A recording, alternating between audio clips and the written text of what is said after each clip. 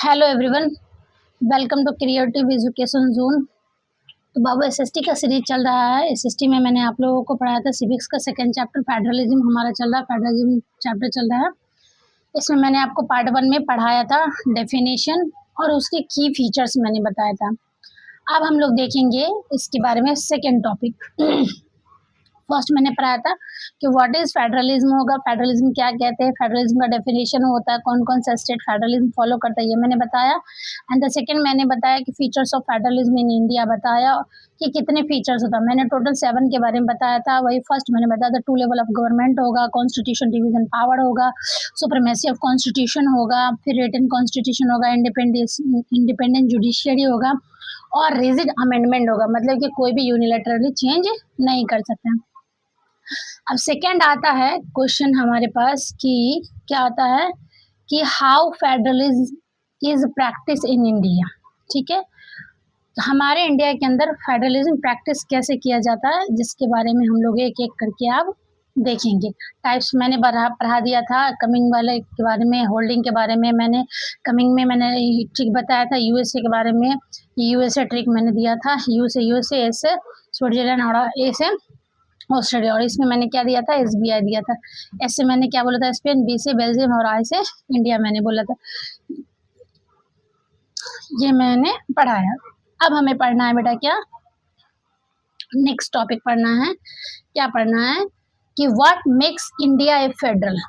ध्यान से समझो, एक टॉपिक आएगा, कौन सा मैं यहाँ पे समझा देती हूँ। दोनों में थोड़ा सा कंफ्यूजन टॉपिक है, तो समझ लें। यहाँ पे देखो क्या बोला है, how federal is practice in India. एक होता है कि प्रैक्टिस इंडिया के अंदर कैसे होता है, और दूसरा ये होता है कि what makes India is a federal. एक क्वेश्चन है कि इंडिया को क्या क्या है जो फेडरल कंट्री बनाता है, और एक दूसरा ये है कि इंडिया के अंदर प्रैक्टिस कैसे किया जाता है।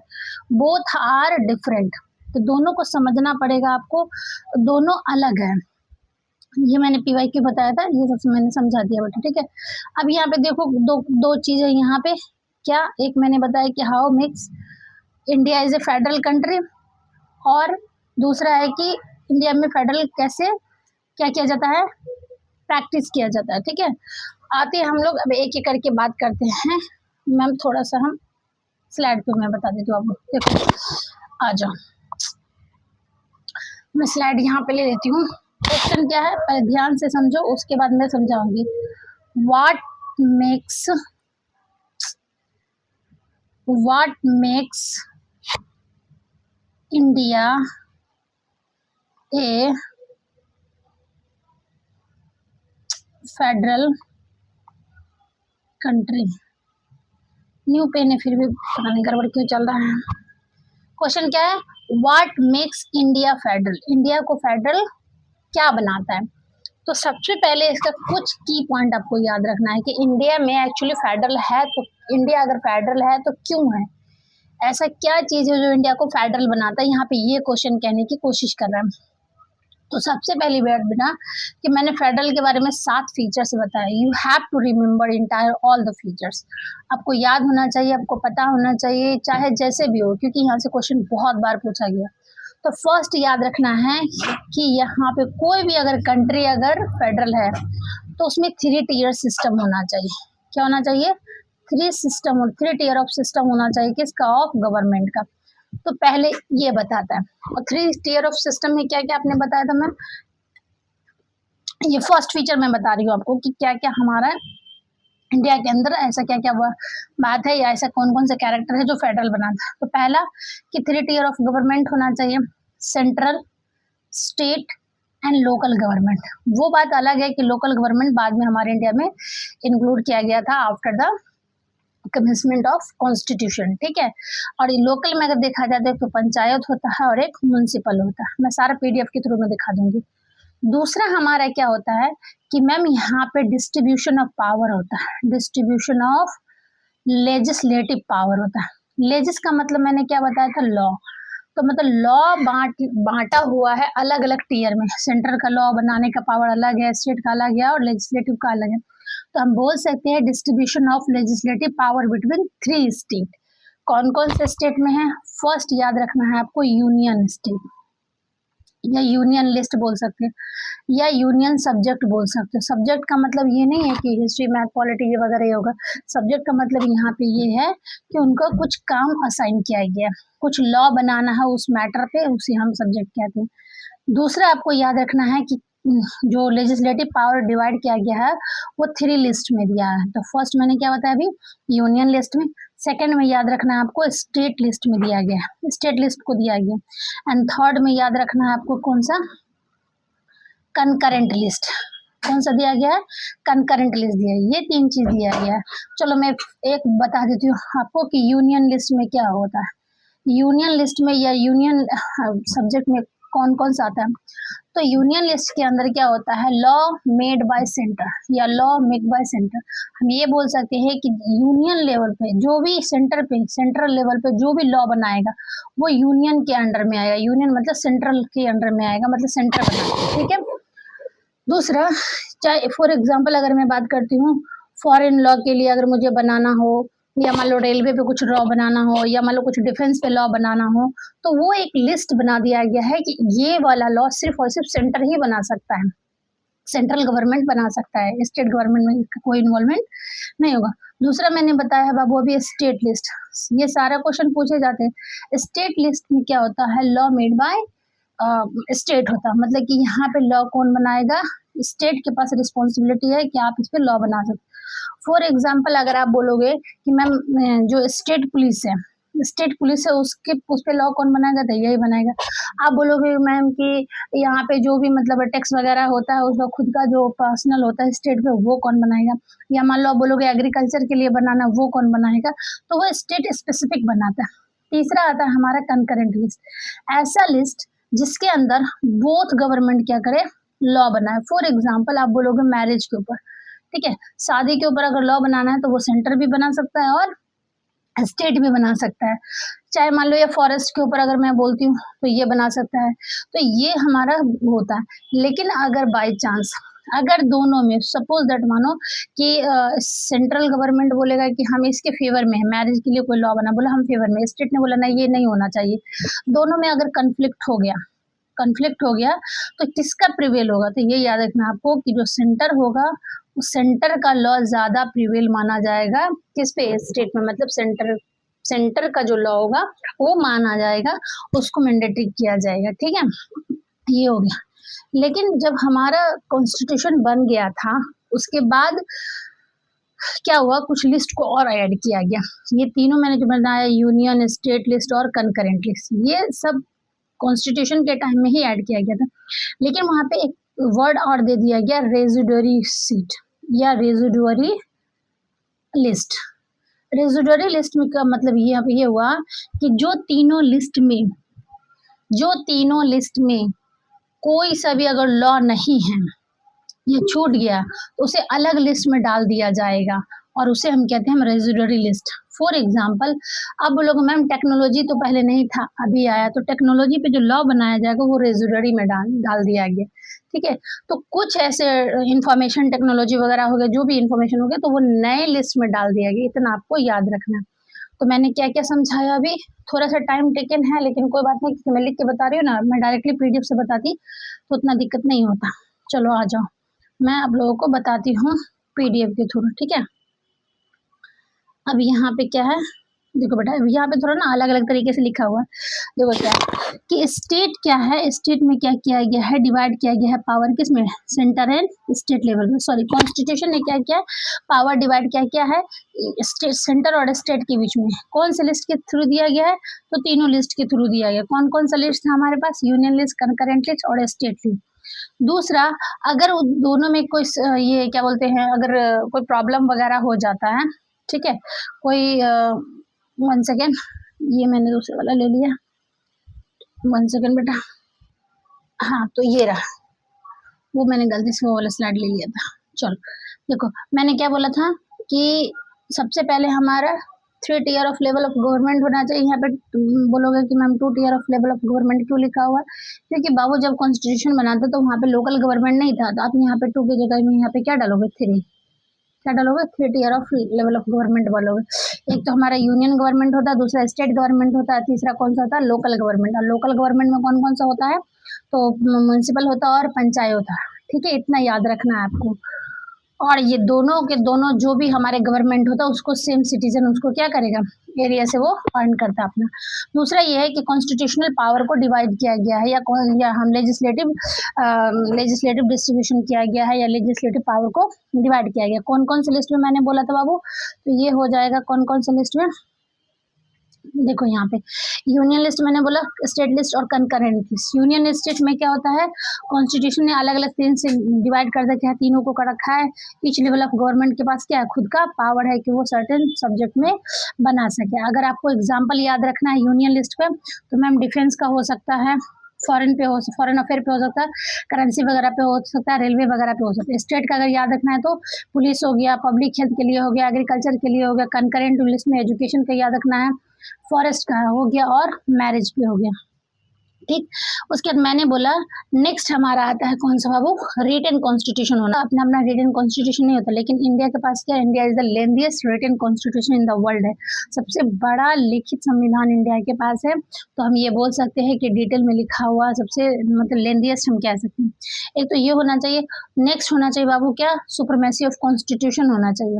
मतलब कॉन्स्टिट्यूशन कैसा होना चाहिए, वो सुप्रीम होना चाहिए। हर चीज के कोई भी अगर लॉ बना रहा है तो उस पर सबसे पहले कॉन्स्टिट्यूशन का सुप्रीम होना चाहिए, ठीक है, कि उसमें है कि नहीं है, सही है या गलत है, नहीं है। नेक्स्ट याद रखना है बाबू कि इंडिपेंडेंट जुडिशियरी होना चाहिए। ये सारा का सारा क्या है, ये एक यही सारा मिल करके क्या बनाता है, हमारा फेडरल कंट्री बनाता है, ठीक है। अगर इंडिपेंडेंट जुडिशियरी नहीं होता तो वो भी हमारा फेडरल कंट्री नहीं होता। इंडिपेंडेंट जुडिशियरी का मतलब होता है कि सुप्रीम कोर्ट, जुडिशियरी जो होगा, जुडिशियरी क्या करेगा बाबू, वो इंडिपेंडेंट होना चाहिए। इसका मतलब ये हुआ कि जो सुप्रीम कोर्ट है वो कोई भी अगर डिस्प्यूट होता है तो वो सेटल करे, ठीक है, अपने मन से, ना कि किसी के दबाव में आकर के कर सके। और सुप्रीम कोर्ट सेंटर और स्टेट के बीच में जितने भी डिस्प्यूट होता है वो सुप्रीम कोर्ट ही हैंडल करता है। नेक्स्ट ये होना चाहिए कि रिजिड हमारा अमेंडमेंट प्रोसीजर होना चाहिए। मतलब ये कि कोई भी इंसान जनरली इजी तरीके से वो चेंज नहीं कर सकता, कॉन्स्टिट्यूशन को नहीं हटा सकता। क्लियर, आ जाओ मैं थोड़ा सा एक बार और बता देती हूँ। फर्स्ट मैंने क्या बोला बेटा कि what makes India a federal country, India को फेडरल कंट्री कैसे बनाता है या क्या बनाता है। तो पहले याद रखना है आपको कि थ्री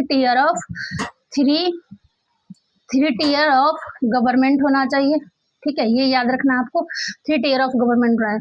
दूसरा जो लेजिस्लेटिव पावर होता है वो डिस्ट्रीब्यूट होना चाहिए, कहाँ कहाँ पे, यूनियन पे होना चाहिए, स्टेट में होना चाहिए और क्या बोलते हैं लोकल लेवल पे होना चाहिए, ठीक है, लोकल लेवल पे होना चाहिए। नेक्स्ट ये याद रखना है कि हमारे इंडिया के अंदर कुछ स्पेशल पावर दिया गया, कुछ स्पेशल पावर दिया गया, प्रोवाइड किया गया किसको, मतलब नॉर्दर्न स्टेट को, नॉर्थ ईस्ट स्टेट को दिया गया। अब वो लोग मैम ऐसा क्यों दे दिया गया बाबू, अगर कोई वीक होता है तो उसे हमें जस्ट फॉर एग्जांपल मान लो कोई स्टूडेंट वीक है, अगर वो चाहे एक्स्ट्रा क्लास लेना या मान लो कि उसके लिए मम्मी पापा उसके घर पे एक्स्ट्रा क्लास लगवाते हैं या अलग से पर्सनल ट्रीट देते हैं ताकि वो उसके इक्वल में आ जाए। ठीक उसी तरीके से जो भी स्टेट वीक होता है किसी भी मामले में तो उसके लिए एक स्पेशल पावर दिया जाता है। फॉर एग्जांपल आपने सुना होगा जम्मू एंड कश्मीर को दिया गया था, सिक्किम को दिया गया था। जम्मू एंड कश्मीर तो 2019 में ये तो प्रिविल हट गया था, रिवोक कर दिया गया, हटा दिया गया, ठीक है, इसको याद रखना है। जम्मू एंड कश्मीर में नहीं रहा, लेकिन जैसे मान लो सिक्किम हो गया, नागालैंड हो गया, मिजोरम हो गया, उन लोग को स्पेशल पावर दिया गया। तो यही हमारा स्पेशल पावर ही हमारे कंट्री को फेडरल बनाता है। क्लियर। और दूसरा ये याद रखना है कि जो हमारा फंडामेंटल प्रोविजन है, जो बेसिक स्ट्रक्चर ऑफ कॉन्स्टिट्यूशन है, उसको कोई चेंज नहीं कर सकता है, उसको कोई चेंज नहीं कर सकता है। इसका मतलब ये है कि मैम अगर जरूरत पड़े चेंज करने के लिए तो क्या करेंगे हम, तो हाँ कर सकती है, लेकिन कब, जब एक मेजोरिटी से वहां पे हो, तब जब मेजोरिटी वाला वोट मिले तब कर सकता है। मतलब यूनिलेटरली कोई भी नहीं कर सकता, यूनिलेटरल नहीं कर सकता। क्लियर। नेक्स्ट ये याद रखना है कि मैम यहाँ पे जो सुप्रीम कोर्ट होगा वो इंडिपेंडेंट होगा और एक एम्पायर की तरह काम करेगा। कोई भी डिस्प्यूट, कोई भी प्रॉब्लम होगा तो सुप्रीम कोर्ट ही इसको क्या करेगा, रिजॉल्व करेगा। ठीक है। उसके बाद ये भी याद रखना है कि जो नेक्स्ट ये याद रखना कि अगर हमें सबको टैक्स चाहिए, पैसे चाहिए, तो टैक्स टैक्स का जो लिविंग ऑफ टैक्सेशन पावर है वो दोनों गवर्नमेंट को दिया गया है। तो ये सारी बातें क्या बनाता है, फेडरल कंट्री बनाता है। फेडरल समझ में आया कि फेडरल क्या होता है, तो उस चीज़ को आपको याद रखना है। मैंने बुक से भी समझा दिया है बेटा, और मैंने आप लोगों को ये पूरी की पूरी स्टोरी से भी समझा दिया। तो बस ये चीज़ याद रखना है आपको कि देखो मैं थोड़ा थोड़ा आराम आराम से पढ़ा रही हूँ, इसलिए पढ़ा रही हूँ ताकि तुमको समझ में आए, कोई दिक्कत नहीं हो। अगर चाहो तो लैंग्वेज में ऐसे लिख सकते हो, और नहीं तो आप एनसीईआरटी बुक लेकर बैठो, सामने में पूरी की पूरी बातें वही लिखे। मैं भी एनसीईआरटी से ही पढ़ा रही हूँ, ऐसा नहीं कि कोई रॉकेट साइंस से मैं कहीं और से उठा ली या कोई सा भी लैंग्वेज उठा ली, नहीं। पहला याद रखना है कि 2 टीयर ऑफ गवर्नमेंट होना चाहिए या लेवल ऑफ गवर्नमेंट होना चाहिए। दूसरा ये याद रखना है कि जो लेजिस्लेटिव पावर है वो तीनों में बांट दिया गया है। तीसरा ये याद रखना है कि हमारे पास कॉन्स्टिट्यूशन है, और कॉन्स्टिट्यूशन क्या होगा, सुप्रीम होगा। चौथा ये याद रखना है कि इंडिपेंडेंट जुडिशरी होना चाहिए, जिसमें से सुप्रीम कोर्ट क्या करेगा, एज ए एम्पायर एक्ट करेगा। और रिजिड कॉन्स्टिट्यूशन है, मतलब कि कोई भी जनरली चेंज नहीं कर सकता है। क्लियर है, ये बात याद रखना। ये थोड़ा सा इनिशिएटिव लिया गया, प्लांटेशन आवर ड्यूटी और आवर फ्यूचर, इस पर ध्यान नहीं देना आपको, बाद में हम लोग इसको देख लेंगे, ठीक है। चलो यहाँ पे कुछ क्वेश्चन है, उस क्वेश्चन को देख लेते हैं कि क्वेश्चन में कहना क्या चाह रहा है। क्या बोल रहा है, देखो बाबू, explain explain any 3 features that make India federal country. 3 कोई सा फीचर्स बताना है जो कि इंडिया को क्या बताता है, वो फेडरल बताता है। अब बताओ कि कौन कौन सा है। अभी मैंने 5-6 बताया है, उसमें से याद रखना। दूसरा ये क्वेश्चन है कि why is constitution called supreme law of country, क्यों कहा जाता है। अभी मैंने थोड़ी देर पहले बताया है कि अगर कॉन्स्टिट्यूशन नहीं होगा तो कॉन्स्टिट्यूशन डिवाइड, अगर कॉन्स्टिट्यूशन नहीं होगा तो क्या होगा, बहुत सारी प्रॉब्लम होगी, सब अपना अपना क्या करेगा, डिक्टेटरशिप जैसा काम करेगा, या मान लो कि सब एज ए एम्पायर खुद में काम करेगा। लेकिन कॉन्स्टिट्यूशन है तो उन्होंने ही सबको पावर दे रखा है, सबको डिवाइड कर रखा है, किसी क्या करना है नहीं करना। अगर वही लॉन्ग क्वेश्चन में देख ले 5 नंबर वाले में बाबू, क्या लिखो, what makes India a federal country, explain with example. अब ये पूरा बोलते तो आपको 5 पॉइंट लिखना पड़ेगा कि इंडिया के अंदर फेडरल कंट्री के, इंडिया फेडरल कंट्री कैसे है, एक्सप्लेन करिए। इसके की पॉइंट सब मैंने बता दिया, ठीक है। अगर की पॉइंट की बात करें कि फिर इंडिया क्या बनता है, federal country, because of power are divided between union and state हो सकता है, और भी सारी मैंने 5 बातें बताया, ठीक है। इस चीज को ध्यान में रखना है, क्विक रिवीजन के लिए भी इस चीज को याद रखना है। चलो एक और क्वेश्चन हम देखते हैं, ये सारा क्वेश्चन रिपीटेड क्वेश्चन है बोर्ड में, याद रखना। नेक्स्ट क्या बोला है कि how many level of government are there in India, कितने लेवल ऑफ गवर्नमेंट अभी पूछ रहा है ना। तो अभी हमारा 3 tier of level of government कौन कौन है, सेंटर है, स्टेट और लोकल गवर्नमेंट। लोकल गवर्नमेंट में भी 2 है मैम, पंचायत और म्युनिसिपल है। क्लियर। नेक्स्ट क्या बोला है, name the 3 list in which power divided, तीनों लिस्ट के बारे में बताओ कौन कौन से। तो मैंने बताया था centre which is law in which क्या करेगा गवर्नमेंट, क्या करेगा, लॉ बनाएंगे। वो कौन सा गवर्नमेंट, तो सेंटर बनाएंगे। स्टेट वाला कौन बनाएगा, स्टेट बनाएगा। और कंकरेंट वाला में बोथ बनाएंगे, ठीक है। और दोनों में डिस्प्यूट होगा तो सेंटर को माना जाएगा। विच कोर्ट सेटल करेगा डिस्प्यूट, अगर कोई डिस्प्यूट हो जाएगा सेंटर और स्टेट के बीच में, तो कौन से कोर्ट हमारे यहाँ पे है जो उसको सेटल करेगा। हाई कोर्ट भी है मैम, सुप्रीम कोर्ट भी है मैम, लोकल कोर्ट भी है, सबऑर्डिनेट कोर्ट, बहुत सारे कोर्ट है। तो सुप्रीम कोर्ट मैंने बताया था। विच सुप्रीम लॉ ऑफ इंडिया, हमारे यहाँ कौन सा सुप्रीम लॉ है, तो बाबू मैंने कॉन्स्टिट्यूशन का, ये क्वेश्चन पूछा गया है और इसको ध्यान में रखना है। क्लियर। अब आ जाते हैं हम लोग दूसरे पॉइंट पे, अब आ जाओ। अब नेक्स्ट टॉपिक हमारा क्या है, मैंने आप लोगों को बताया था ना कि हाउ फेडरलिज्म प्रैक्टिस्ड। मैंने एक क्या बताया है आप लोगों को, अभी मैंने बताया था कौन सा, कहाँ गया,